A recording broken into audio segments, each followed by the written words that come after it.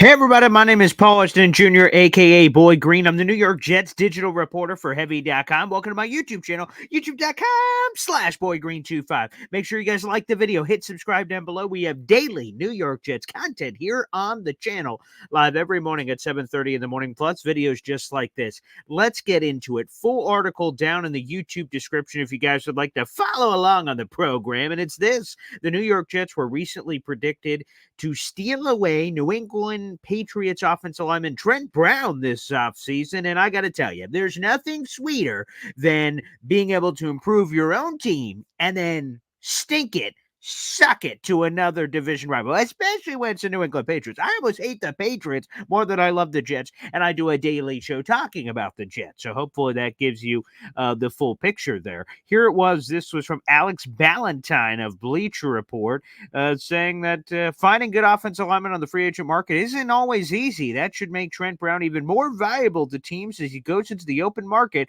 on the strength of a good season. A team with a better shot of contending is bound to throw the bag at Brown.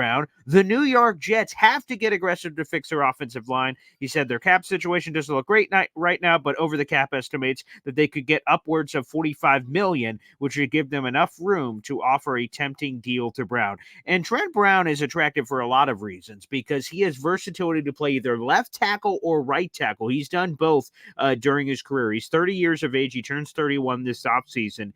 And by the way, he spent 4 of his 9 seasons with the Patriots in 2 separate stints. He's a massive dude, 6'8", 370 pounds. And again, he's played at both. I ended up doing the math this morning. He has registered over 2,848 snaps at left tackle during his career, and he's registered over 3,090 snaps at right tackle. So it's almost balanced, but most recently, he's played left tackle on the blind side. That's the last 2 years exclusively for New England.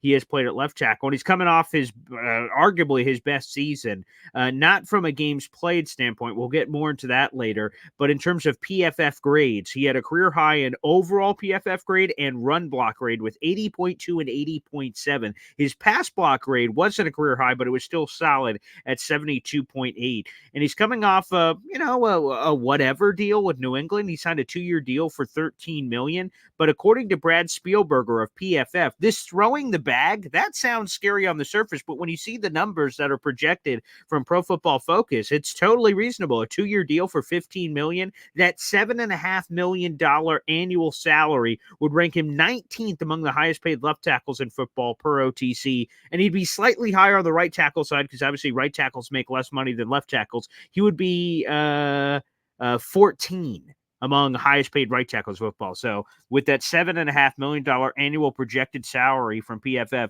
he would either be top 20 in left tackles or top 15 in right tackles in terms of pay, which isn't that crazy when you're talking about the free agency market. And by the way, the Jets could use someone either, whether it's the left side or the right side, which brings us to the potential problem here. So it all sounds great. The Jets need an offensive tackle. They could skunk the Patriots and take one of their guys. That all sounds good, right? Jets need a left tackle and right tackle. Dwayne Brown and Mekhi Becton are set to be free agents. But speaking of Becton, there is a massive warning sticker that has to be slapped on Trent Brown before the Jets make any decision, and it's weight. This guy is massive. Again, he's listed at 6'8", 370 pounds on the New England Patriots website. But a warning is this, and I have all the details, like I said, in the article down below.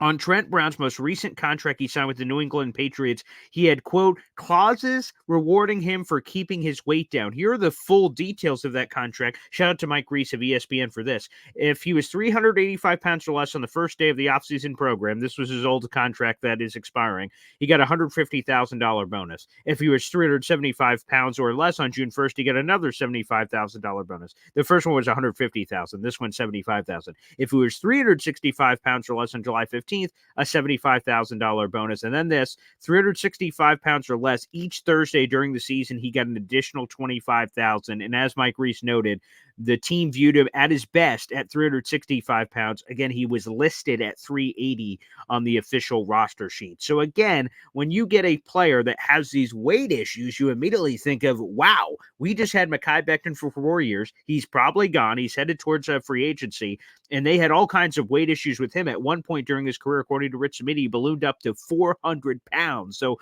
to bring another guy like that, I'm sure would scare a lot of people. And maybe right now you're already clicking out of the video saying, nope, don't want him, thank you, but no thank you. But here's the difference between Mekhi Becton and Trent Brown at this current point in time, okay? Mekhi Becton obviously far younger. He's had half the career that Trent Brown has so far. Mekhi Becton has never had a season in which he played the full year. This past season was the best he's ever done. He appeared in 16 of 17 games. He missed the Black Friday game. But for Trent Brown, he's done that 3 times in his career of fully playing in a full season. He did it twice in the 16-game era, and from 2021 and beyond, it's been the 17-game era. He did it once there too. So there's multiple differences between Becton and Brown, even though we want to make some of the same weight comparisons.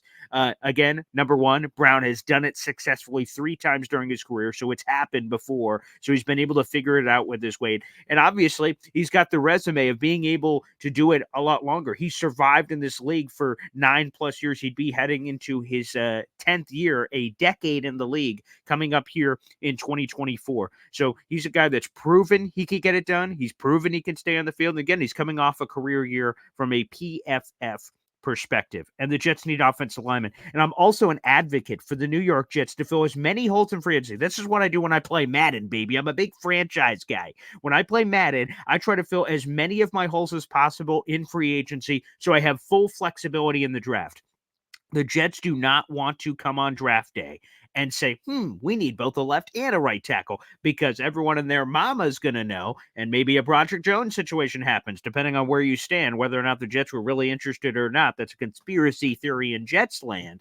But for the folks that believe the Jets were interested in him, the Steelers sniped the Jets by moving in front of them to select Broderick Jones, who looks like a solid player for the Pittsburgh Steelers. If the Jets enter with those same massive holes on draft day, that opens up the door for someone else to do it again, especially with the Bears at number 9, who already have a first-round pick earlier than that with number 1 overall. They would love to trade back again, I'm sure, to get even more assets for the future. So one way to prevent that is for the Jets to do their homework in free agency, add some offensive line talent there so they don't have to solely rely on the draft to fill their holes. Plus, let's be honest, if they entered the draft with 2 vacancies at the tackle positions, do you really want 2 rookies protecting 40-year-old Aaron Rodgers?